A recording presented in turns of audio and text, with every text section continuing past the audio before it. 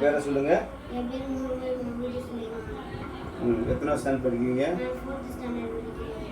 இப்போ நீங்கள் எதை பற்றி பேச வந்திருக்கீங்க? பேசலாமா? பேசுங்க.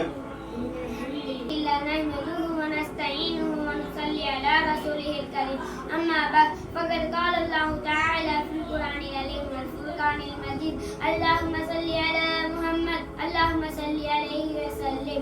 أعوذ بالله من الشيطان الرجيم بسم الله الرحمن الرحيم.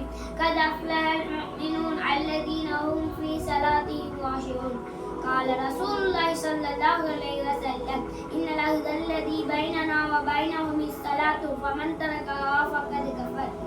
பார்ப்பதற்கு இரு கண்களையும் வாழ்வதற்கு இதையும் தந்த எங்களின் ஏவா உனக்கே வாழ்ப்புகள் அனைத்தும் உண்டாவதாக. ஆமீன். எங்களின் உயிரிலும் மீதான உயிரிலும் மேலான முகமது நபி ஸல்லல்லாஹு அலைஹி வஸல்லம் அவர்களின் மீதும் சஹாபாக்கள் மீதும் நல்லவர்கள் மீதும் குறிப்பாக எங்கள் அமர்ந்திருக்கும் நம் அனைவரின் மீதும் அல்லாஹ்வுடைய சாந்தியும் சமாதானமும் உண்டாவதாக. ஆமீன். மனிதர்களாகிய நமக்கு இரண்டாவது முக்கியமான கடமையான தொழுகையை பற்றி உரையாட உள்ளேன். அதற்கு முன் என் பணிவான சலாமை எட்டி வைக்கிறேன். அஸ்ஸலாமு அலைக்கும் வரஹ்மத்துல்லாஹி தஆலா பரகாத்துஹு. தொழுகை என்பது இஸ்லாத்தின் ஐம்பெரும் கடமைகளில் முக்கியமான ஒன்றாகும். கியாமத் நாளில் முதலில் கலிமாவை பற்றி விசாரிக்கப்படும். அதன் பின் ஃபர்லான ஐவேளை தொழுகையை பற்றி விசாரிக்கப்படும். பருவமடைந்த ஆண் பெண் அனைவரின் மீதும் தொழுகை கடமையாகும். நோன்புக்கு சலுகைகள் இருந்தாலும் தொழும் ஒருவருக்கு அதை விட்டுவிடுவதில் எந்தவித சலுகையும் இல்லை. வருத்தம் முதுமை உட்பட இந்த கடமை நம் ஒவ்வொருவரின் மரணம் வரை தொடரும். இதை பற்றி அல்லாஹ் திருக்குர்ஆனிலே கூறுகிறான்.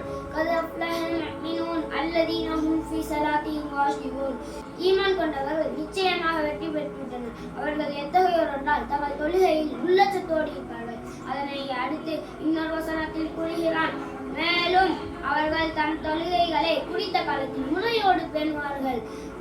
நாம் முஸ்லிம்களாக இருந்தாலும் அந்த தொழுகையை இதயத்தோடு அந்தந்த நேரத்தில் கடைபிடித்தால்தான் நாம் அல்லாஹ்விடத்தில் வெற்றி பெற முடியும். அதை பற்றி ரசூல் ஸல்லல்லாஹு அலைஹி வஸல்லம் அவர்கள் கூறினார்கள். கால ரசூலுல்லாஹி ஸல்லல்லாஹு அலைஹி வஸல்லம் இன்னல் அஹ்தல்லதி பைனனா வ பைனஹும் ஸலாத்து ஃபமன் தரகஹா ஃபகத் கஃபர். நமக்கும் அவர்களுக்கும் உள்ள வேறுபாடு தொழுகையே ஆகும். தொழுகையை விட்டவன் காஃபிராகிவிட்டார் என நபி ஸல்லல்லாஹு அலைஹி வஸல்லம் அவர்கள் கூறினார்கள். நாம் அல்லாஹ்வே இறைவன் என வாழ்கிறோம். வேறு ஒருவரை வணங்கும் இறை மறுப்பாளர்களுக்கும் இறை நம்பிக்கையாளர்களான நாம் செயல்களால் இருக்கும் வேறுபாடு தொழுகைதான். தொழுகை என்பது அல்லாஹ்வின் முன் நின்று உறுதியாக வணங்குவதாகும். தொழுகையை விட்டவன் காஃபிராகிவிட்டான் என நம் தூதர் முகமது நபி ஸல்லல்லாஹு அலைஹி வஸல்லம் அவர்கள் விஷயத்தில் காஃபிராக இருக்கிறோம். நஊது பில்லாஹி மின்ஹா. ரசூல் ஸல்லல்லாஹு அலைஹி வஸல்லம் அவர்கள் எந்த சூழ்நிலையும் தொழுகையை விடவில்லை. தொழுகும் போதும் இதயத்தோடு அல்லாஹ்வை முன்னிறுத்தி தொழுவார்கள். நபி ஸல்லல்லாஹு அலைஹி வஸல்லம் அவர்கள் போர் நடக்கும் போதும் கூட ஒரு தொழுகையும் விடவில்லை. அதே போல் தான் சஹாபாக்களும் இருந்தார்கள். நபி ஸல்லல்லாஹு அலைஹி வஸல்லம் அவர்களுக்கு சஃபர் மாதம் கடைசியில் மிகவும் கடுமையான காய்ச்சல் வந்தது. தலைவலியும் இருந்தது. தலையே வெடிக்கும் அந்த சூழ்நிலையிலும் ஜமாத்துடன் இமாமாக அனைவருக்கும் நடத்தி வந்தார்கள். அவர்கள் மரணிப்பதற்கு 5.5 நாளுக்கு முன்னாடி வரை தொழுகையை அனைவருக்கும் ஜமாத்துடன் நடத்தி வந்தார்கள். அதற்கு பிறகு அவர்களால் எழுந்திருக்க முடியவில்லை. மயக்க நிலை வந்தது.